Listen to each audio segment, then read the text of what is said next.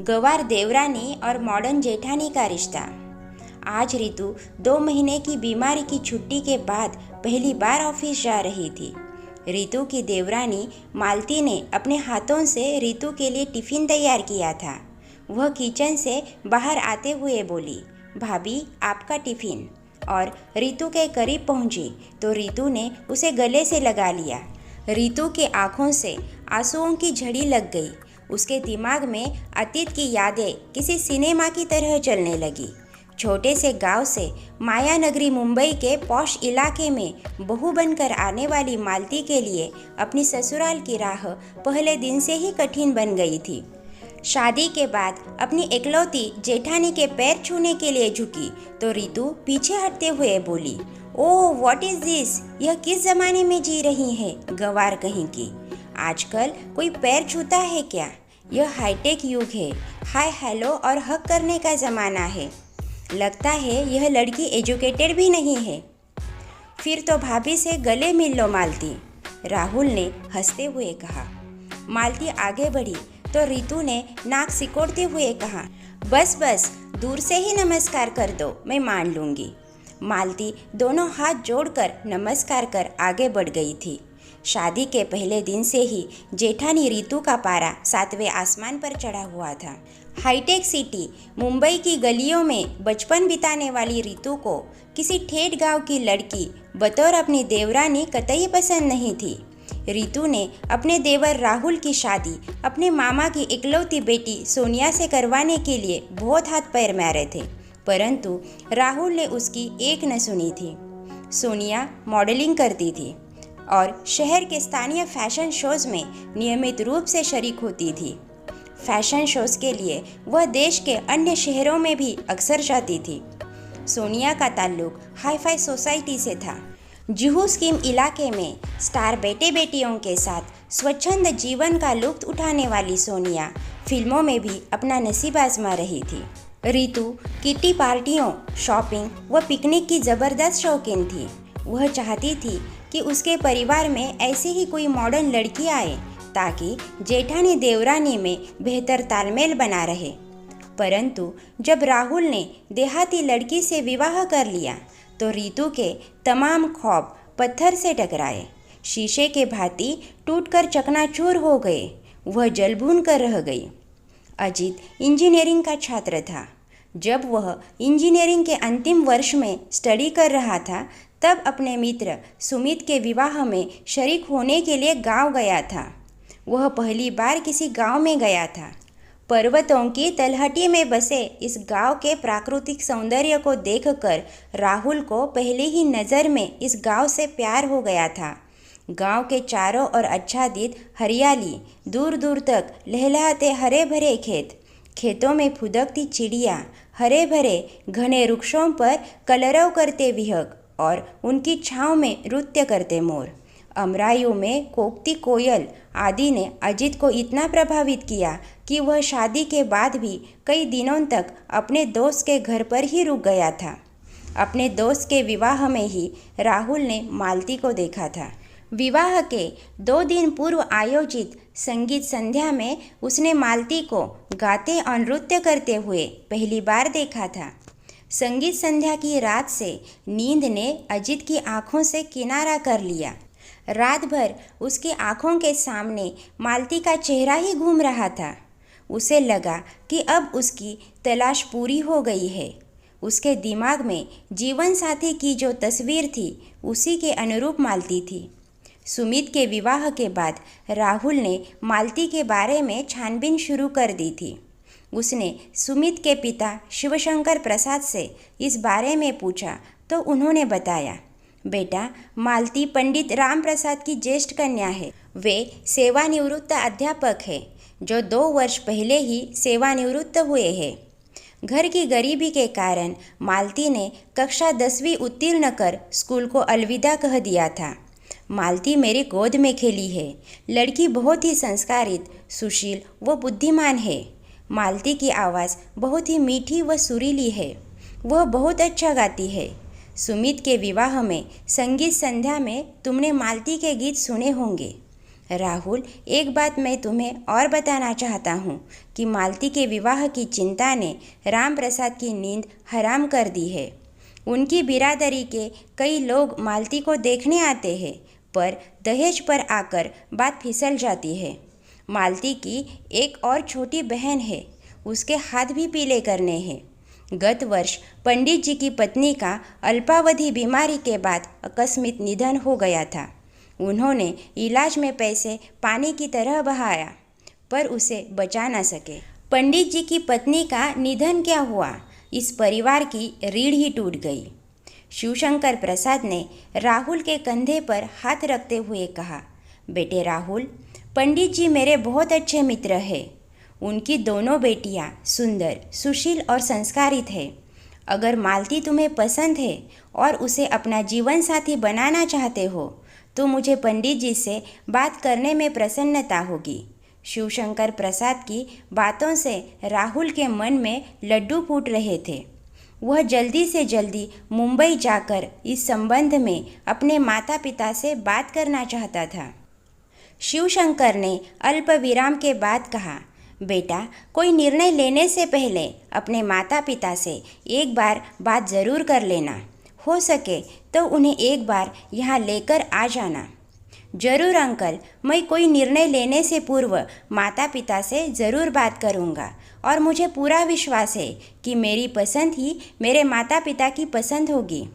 Uncle, मालती तो मुझे पहली नज़र में ही पसंद आ गई है। मैं ऐसी ही लड़की को अपनी जीवन संगिनी बनाना चाहता हूँ, जिसका मन स्वच्छ कांच की तरह पारदर्शक हो, जिसके आर पार सहज देखा जा सकता है। मालती का मन तालाब के स्वच्छ जल की तरह निर्मल है, जिसके भीतर सहजता से झांककर तल को देखा जा सकता है। अंकल, सुमित के विवाह के दौरान हमारी कई बार मुलाकातें हो चुकी है। मैं कल ही मुंबई जा रहा हूँ। आप चाहे तो मालती के पापा से बात कर सकते हैं। राहुल उत्साहित होकर बोल रहा था। ठीक है, मैं कल ही पंडित जी से बात कर लेता हूँ, शिवशंकर ने कहा। राहुल ने मुंबई पहुंचकर जब अपने मम्मी पापा और भैया भाभी से इस बारे में बात की तो रितु भाभी क्रोधित हो गई। उन्होंने नाराज़गी व्यक्त करते हुए कहा, अरे राहुल, मैंने तो सोनिया से तुम्हारे लिए बात कर रखी है। मुंबई जैसे शहर में गांव की अशिक्षित और गंवार लड़की लाकर समाज में हमारी नाक कटवाओगे क्या? अरे भाभी, मैंने तो पहले ही आपसे कह दिया था ना कि सोनिया मुझे पसंद नहीं है। मेरी और उसकी सोच में ज़मीन आसमान का अंतर है। भाभी, मैं सीधा साधा लड़का हूँ, जबकि सोनिया हाई फाई। राहुल मुस्कुराते हुए और कहने जा रहा था, मगर रितु ने राहुल की बात काटते हुए कहा, क्या बुराई है सोनिया में? देखने में किसी हीरोइन से कम नहीं है। अच्छी पढ़ी लिखी है, ऊंचे खानदान की है, हाई सोसाइटी से ताल्लुकात रखती है। भैया, तुम्हें ऐसी लड़की दिन में चिराग लेकर ढूंढने से भी नहीं मिलेगी। कहते हुए रितु मुंह फुलाकर बैठक से चली गई। अरे भाई, उसे अपनी पसंद की लड़की से शादी करने दो। तुम अपनी पसंद उस पर क्यों थोप रही हो? राहुल के बड़े भाई रोहन ने रितु को समझाते हुए कहा, लेकिन तब तक रितु अपने कमरे में जा चुकी थी। 2 ही दिनों बाद राहुल अपने माता पिता को लेकर मालती के गांव पहुंच गया। मालती सभी को पसंद आ गई। राहुल की मम्मी ने तो मालती के हाथ में शगुन भी दे दिया। चट मंगनी और पट विवाह हो गया। रितु की नाराज़गी के बावजूद मालती इस घर की बहू बनकर आ गई। मालती को विवाह के पहले दिन से ही अपनी जेठानी रितु की नाराज़गी का शिकार होना पड़ा था। वह बात बात पर मालती पर ताने कसती थी, लेकिन मालती ने मानो विनम्रता का चोगा पहन लिया हो। वह रितु के तानों पर चू तक न करती, चुपचाप सहन करती थी। मालती जानती थी कि शब्द से शब्द बढ़ता है, सो उसके लिए इस वक्त खामोश रहना ही उचित है। उसे विश्वास था कि समय सदैव एक समान नहीं रहता है, यह परिवर्तनशील है। एक दिन उसका भी वक्त बदलेगा। समय बीत रहा था। रितु एक सरकारी बैंक में नौकरी कर रही थी।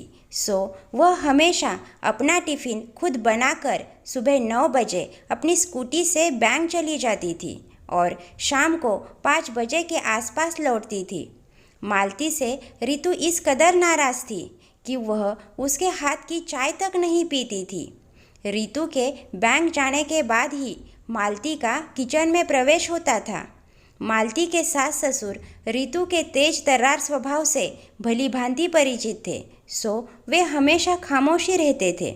सब कुछ ठीक चल रहा था, पर किसी को क्या पता था कि कोई अनहोनी उनके दरवाजे पर जल्द ही दस्तक देने वाली है।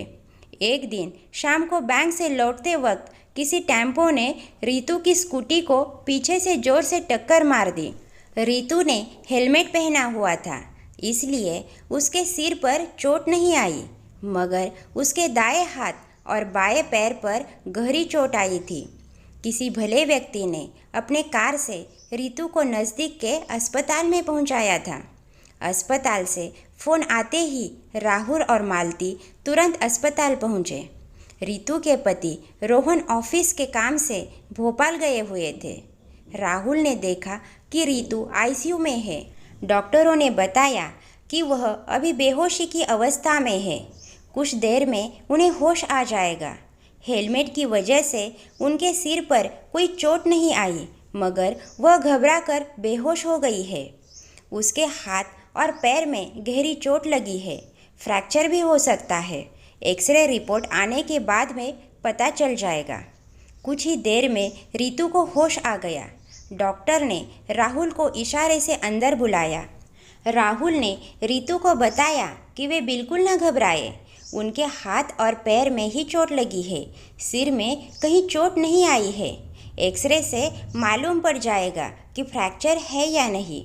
कुछ ही देर बाद डॉक्टर ने एक्सरे देखकर राहुल को बताया कि रितु के दाएं हाथ और बाएं पैर में फ्रैक्चर है। उन्हें करीब 1 सप्ताह अस्पताल में रहना पड़ेगा। राहुल ने फ़ोन द्वारा रोहन को घटना की जानकारी दे दी। करीब 2 सप्ताह के बाद रितु को अस्पताल से छुट्टी मिली। राहुल और मालती के साथ रितु घर पर आई। घर के दरवाजे पर रितु को रोककर मालती ने कहा, भाभी, अब तुम अपने लिए पानी का गिलास तक नहीं भरोगी। डॉक्टर ने वैसे भी आपको पूरे 2 महीने आराम करने की सलाह दी है। फिर आपके एक हाथ और एक पैर पर प्लास्टर चढ़ा है, सो आपको आराम की सख्त ज़रूरत है। आज से आप कोई भी और किसी भी प्रकार का काम के लिए कहने में कोई संकोच नहीं करोगी, ऐसा मुझसे वादा करो, तभी आपको मैं घर के अंदर जाने दूंगी। यह कहने के साथ ही मालती बीच दरवाजे पर खड़ी हो गई। रितु के आँखों से आंसू झलक पड़े। उसने मालती को एक हाथ से अपनी ओर खींचते हुए उसका माथा चूम लिया और रूंधे कंठ से बोली, मालती, मुझे माफ़ कर देना। मैंने तुम्हें न जाने क्या क्या कहा और तुम्हें बेवजह ही बहुत परेशान किया। तुम पिछले 2 सप्ताह से सब कुछ भुलाकर मेरी सेवा में समर्पित हो गई। इतनी सेवा तो अपना भी कोई नहीं करेगा। मालती, तुम्हें इस घर में आए अभी 7 महीने ही हुए हैं, पर तुमने अपनी मृदुल वाणी और विनय भाव से हम सब का दिल जीत लिया। मुझे राहुल की पसंद पर गर्व है। मालती, तुम्हारे बर्ताव से एक बात मेरी समझ में आ गई कि गांव की लड़की अशिक्षित हो सकती है, मगर असंस्कारित नहीं।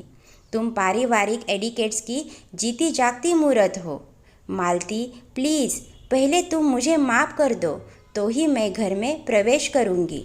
भाभी, आप बड़ी बहन के समान है, जिसे अपनी छोटी बहन को डांटने और फटकारने का हक तो होता है ना। फिर भला मुझे बुरा क्यों लगेगा? आप माफ़ी की बात करके मुझे शर्मिंदा न करें, यह तो आपका विनय है भाभी। कहते हुए मालती ने अपनी जेठानी को बाहों में भर लिया।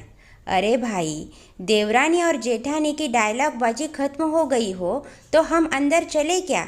मुझे और राहुल को ज़ोर से भूख लगी है। दरवाजे के बाहर खड़े रोहन ने राहुल की ओर देखकर मुस्कुराते हुए कहा, हाँ हाँ भाई साहब, ख़त्म हो गई हमारी डायलॉग बाजी। आप सब भीतर आइए। मैं भाभी को अपने कमरे में बिठाकर आप सभी के लिए चाय नाश्ता बनाती हूँ।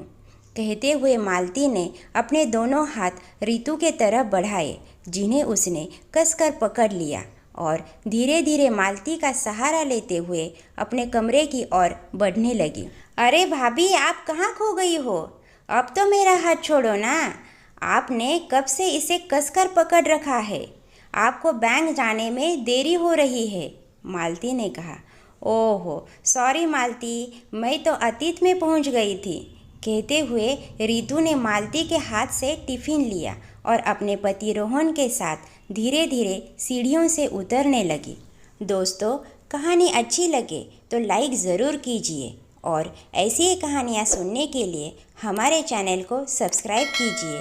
मिलते हैं अगली कहानी में। धन्यवाद।